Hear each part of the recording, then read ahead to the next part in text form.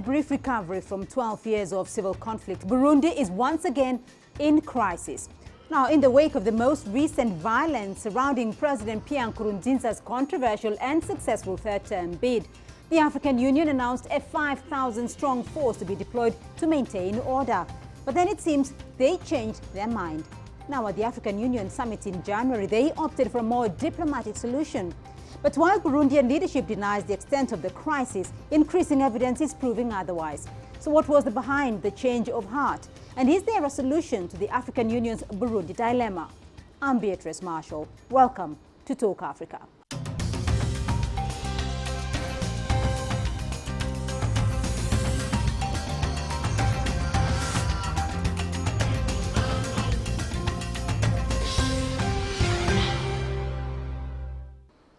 Now, the crisis currently sweeping through Burundi began in April of 2015 when President Pierre Nkurunziza announced he was running for a third term in office, which at the time was in violation of the country's constitution. A lot has happened since then, but it is safe to say that the situation has gone from bad to worse. Let's take a look back at what has led the country to this point. There is no end yet to the Burundi crisis. So intricate is the situation in Burundi that a recent summit of the African Union, the continent's foremost 54-nation bloc, had to tread carefully over the Burundi crisis.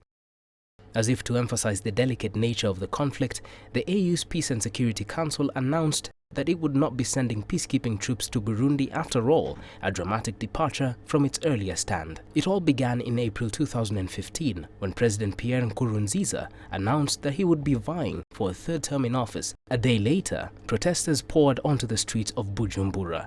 Burundi was quickly plunged into turmoil.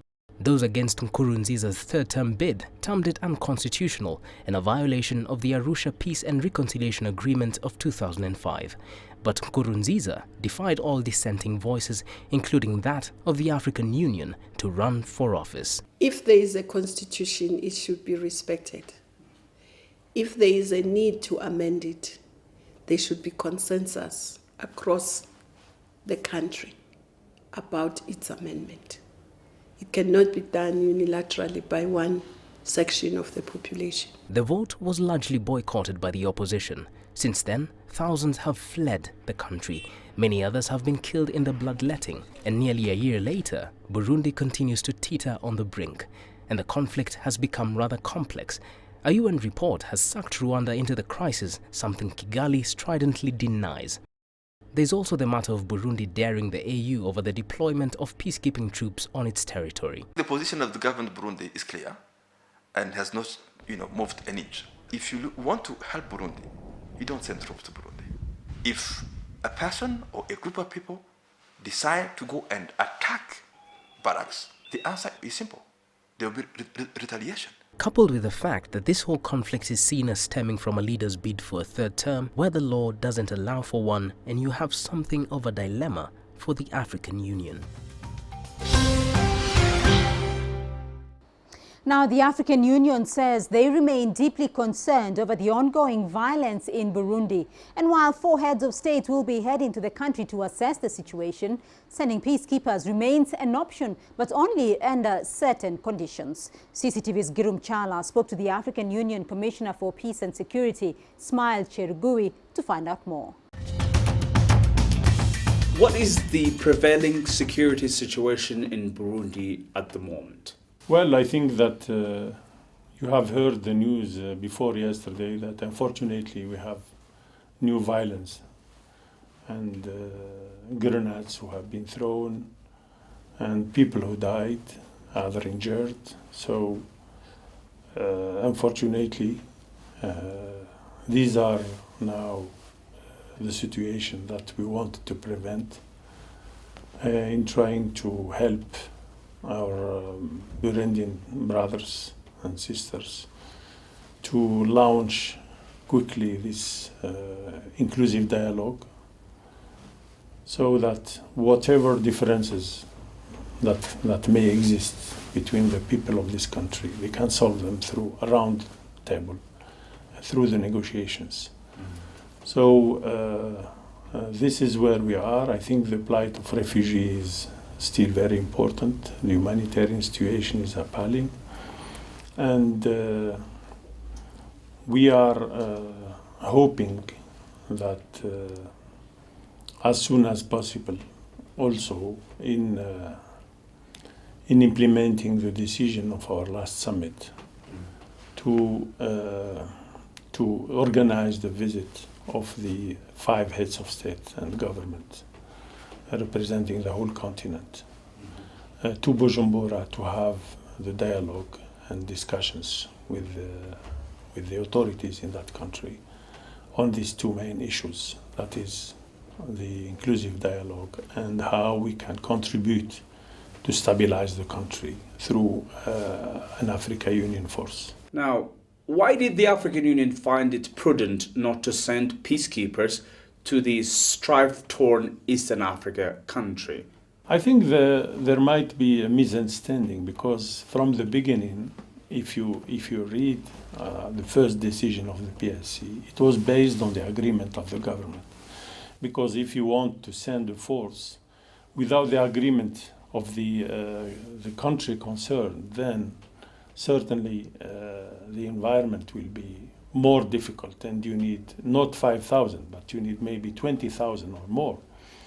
That was not the intention from the beginning.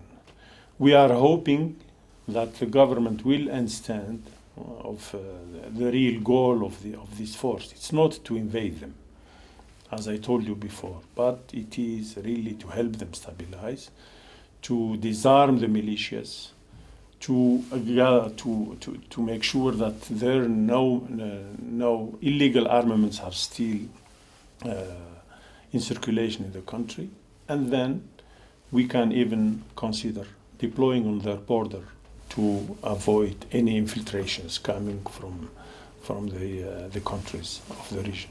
Now, what happens if the Burundi crisis degenerates into a full-fledged civil war?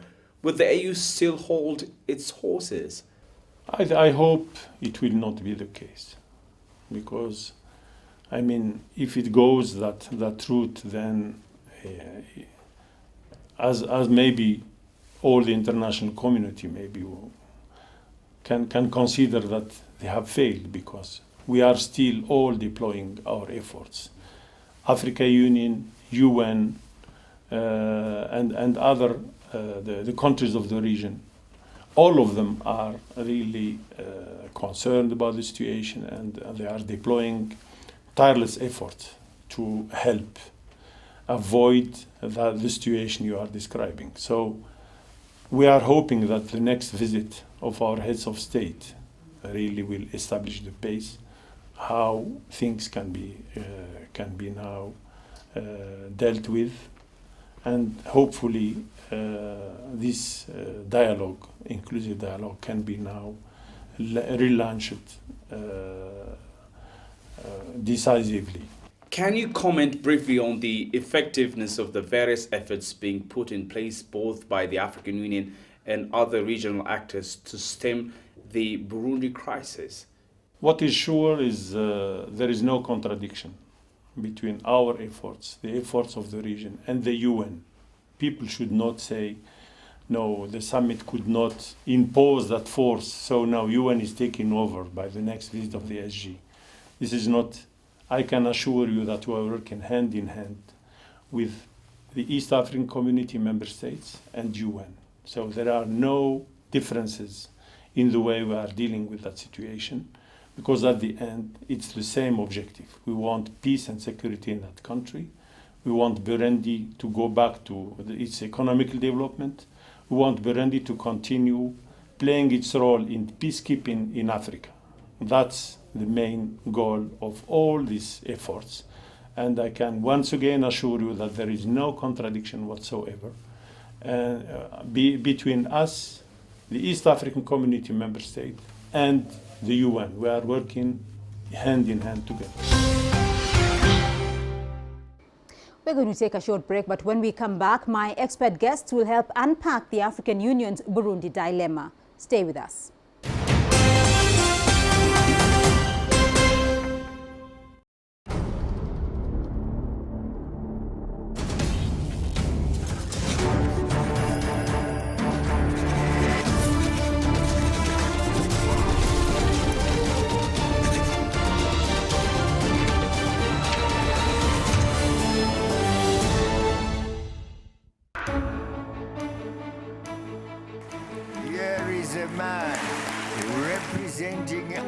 country which never was our colonizer. He is doing to us what we expected those who colonized us yesterday to do.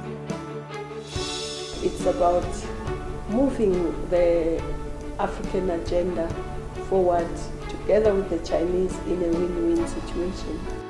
I think this is now elevating the partnership that China has with Africa to another level. We are saying to China, thank you very much for China's understanding of Africa's difficulties and challenges, as it has always done.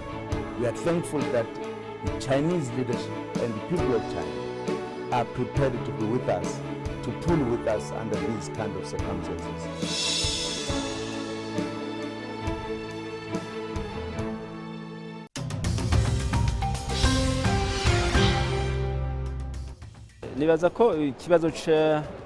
It's a quick decision that was taken by the AU without in-depth investigations on the ground. It is true that we've had some issues following the elections, but it was due to the people who started the problem just to convince the AU and the UN to send in foreign troops so they can set up a transitional government. So now we believe that during the meeting that took place at the PAC, we've had the opportunity to explain the reality in Burundi. We hope that this time the AU has the right information and won't fall again under the trap. That was Burundi's second deputy president, Dr. Joseph Butore, speaking at the recent African Union summit in Addis Ababa, Ethiopia. Welcome back to Talk Africa. Now, to help unpack the African Union's Burundi dilemma, I have expert guests standing by in Nairobi, political analyst Nanjala Nyabola, and in Johannesburg, Bob Wekesa. He's an Africa analyst and a postdoctoral fellow at the University of Witwatersrand. Thank you both for joining us in this discussion. Nanjala, let me start off with you, though. There are conflicting reports coming out of Burundi as to the exact scale of the conflict there. What exactly is going on there? What is the nature of that conflict? Is it just a political conflict that's gone sour? You know, for such a small country, Burundi seems to be struggling with one of the most complicated conflicts in recent years. It definitely started out as a political conflict, opposition to President Nkurunziza's third term. That was what brought people out to the streets. But it was really Nkurunziza's reaction to those protests, which were by and large very peaceful protests, that has escalated this into a very complicated scenario. So there is a strong political element. There are many people who are still resistant to his third term, which many see as unconstitutional and therefore worthy of protest. But then there's also the complicated layer in that Burundi has been struggling with ethnic conflict since independence in 1962.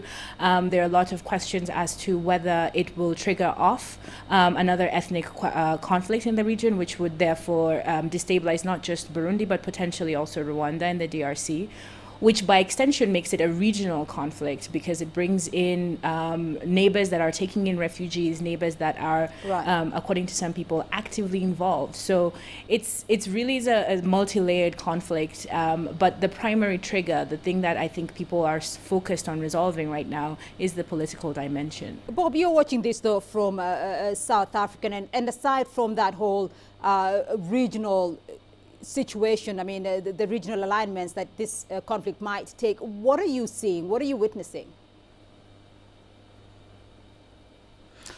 No, I think like my colleague has mentioned, this is a really multi-layered challenge. It will appear that from 2000 and from the point when Pierre Nkurunziza came to power in the mid 2000s up to the rise in violence last year, there's an opportunity that was lost to kind of deepen the peace building within that very fractured and fragile country, a country that has remained on the fragile nations list for a long time.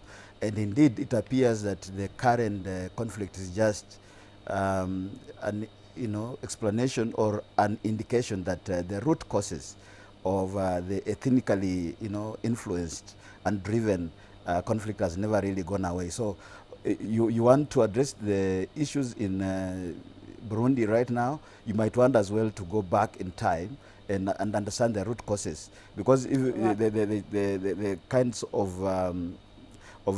of solutions that are being proffered right now seem to be very superficial. They just look at why Nkurunziza decided to do a third term and therefore trigger kind of opposition from within his country, and therefore lead to the current terrible situation. Nangela, of course, everybody is wondering how Burundi has gotten to this stage where it does have the same ethnic composition as a neighboring Rwanda. Rwanda also had a referendum for a third term for President Kagame, but it hasn't had the same fallout as has happened in Burundi.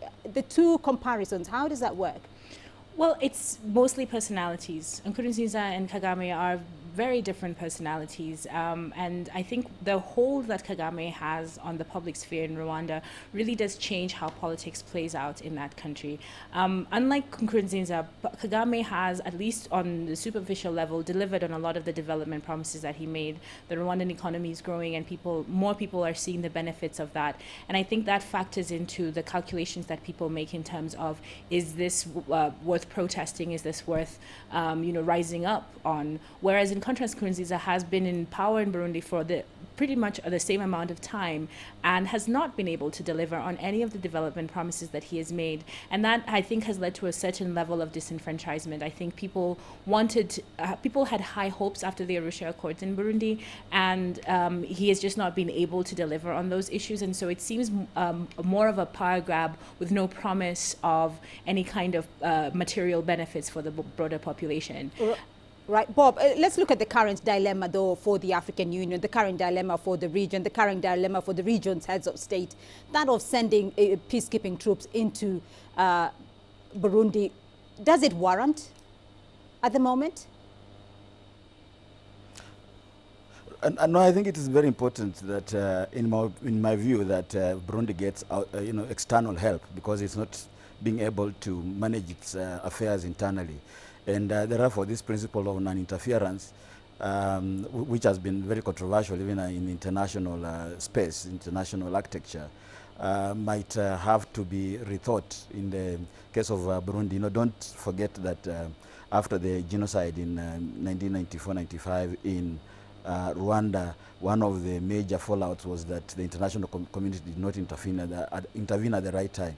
And the African Union's resolution in December to send a 5,000 strong force to kind of mediate in the process, provide security on the ground, stabilize the situation as political solutions are sought, might have been one that was in the right direction. However, it appears that the decision at the AU headquarters in Addis Ababa was made more by bureaucrats, by the likes of AU Commission Chair, Dlamini Zuma, but didn't have the buy-in of African leaders, right, such that when they met on 26th January, they kind of rubbished that decision. I will not be very surprised if indeed the Burundian diplomatic channels had a thing to do with this. The president might have reached out to his fellow president and says, look, you interfere in the affairs of Burundi, and next it will be you, and so forth. And in addition to that, I think the efforts of, for example, the AU mediator, who is Yoweri Museveni, haven't really come to much. The EAC hasn't done, East African Community that is, has attempted, half measures that have not really gone far. So I think for the international community, where the AU must play a crucial role, it is to go back to the drawing board and find a way of intervening in Burundi. And to me, a military force, not quite compact force, but a peacekeeping force would be an interesting consideration. Let me get Najala's view on that. Is there a need for external assistance, though, for Burundi, or is this something that the government can sort out on its own? I absolutely think that there's a need for external intervention in Burundi. It might not necessarily be a military force, one that is allowed active engagement, but certainly something to put a force that put between the different groups of people just to give the country a bit of a cooling off period. I think what we're seeing right now is a lot of frustration, and there's a lot of, there's no communication. Nobody really knows who the main belligerents are. From the outside in, it looks like there's a state that is actually actively persecuting its own citizens out of a panic fear of an insurgency, of some kind of armed rebellion. And in order to calm that suspicion, I think an outside force that just kind of stands in between all the different actors and says, let's have a cooling off period. Let's everybody go back to the table and have a diplomatic conversation about this. I think that kind of a presence would be very helpful in terms of calming the situation in Burundi. Well, Bob, an interesting interesting situation happened at the just concluded African Union summit, though. Burundi did make it to the Peace and Security Council there of the African Union. How much sway will they have, though, on that council? No, I think it was very interesting that Burundi was made it to the Peace and Security Council of the AU in December, at a time when they are already, themselves subject of the Peace and Security Council, deliberations and so forth. And I think it will appear that their presence on the Peace and Security Council might have, I'm saying this with caution, that it might have led to the AU backtracking on the initial resolution to send a peacekeeping interventionist force there. I think the fact that Burundi sits on the Peace and Security Council of the AU has great implications on the decisions that are made, because it means there's a representative there speaking for the Nkurunziza regime. In addition to that, if you look around what are the dynamics in recent times, you realize that that former former ambassador of Burundi to the AU was actually recalled to Bujumbura to serve as foreign minister. So it will appear that there's lots of emphasis on managing the AU from within Burundi itself. Now, as I mentioned earlier, it will appear that bureaucrats there's a split, essentially. There are those who are of the view that the AU must continue and enforce its rules and regulations and charter, right, with regards to Burundi, because it provides a test case where the AU can say we are not the former OAU that used to be accused of being a barking dog that does not bite. But Burundi, being a small country, being a country that is relatively able to manage, is a situation. In fact, a country that has a sitting president and so forth, unlike Somalia, for example, will be a case in which the AU can actually show much more proactivity, right, and use it as a test case for future conflicts elsewhere on the continent. Nanjala, how significant, though, is that situation? Because Burundi will be sitting on that council now for the next 2 years. How significant is this, and what will be the repercussion?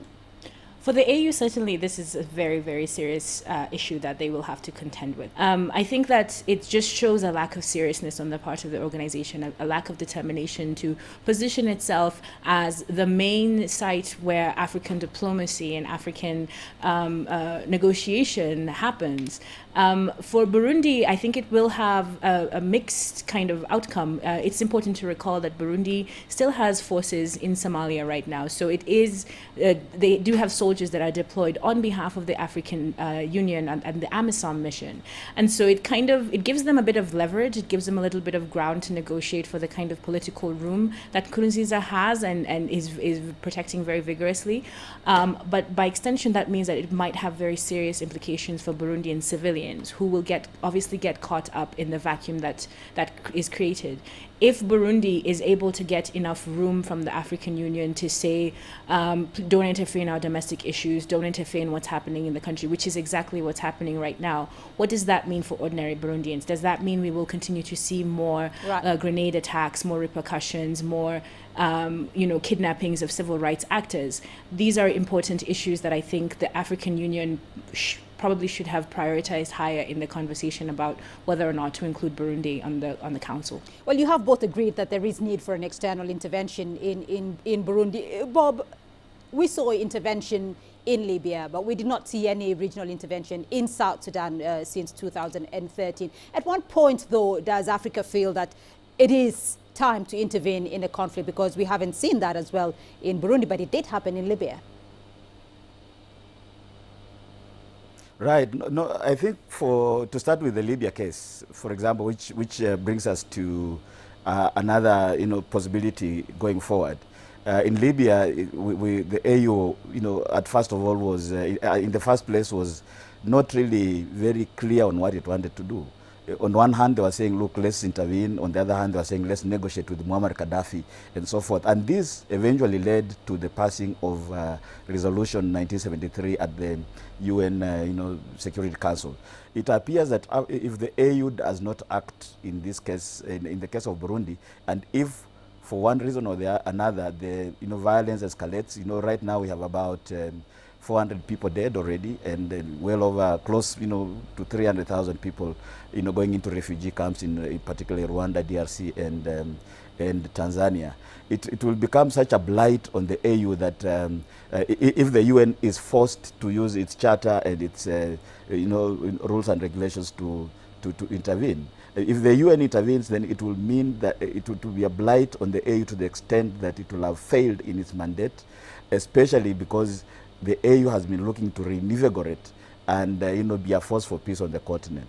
The fact that you mentioned the Sudan case, yeah. And it is actually also majorly a failure on the AU part, but not entirely, because we have seen the AU actually engage very vigorously in trying to bring the combatants to the table. A lot of life has been lost, but now I think we have Riek Machar already back as the deputy president, and it seems to be, cautious optimism that there will be a healing process there. So I think the engagement of the AU will be something that people will watch very closely, but don't forget that this is a country that has faced, civil war since independence, in tandem with its neighbor Rwanda. And in the case, and in some instances, over the years, lots of lives have been lost, running into millions.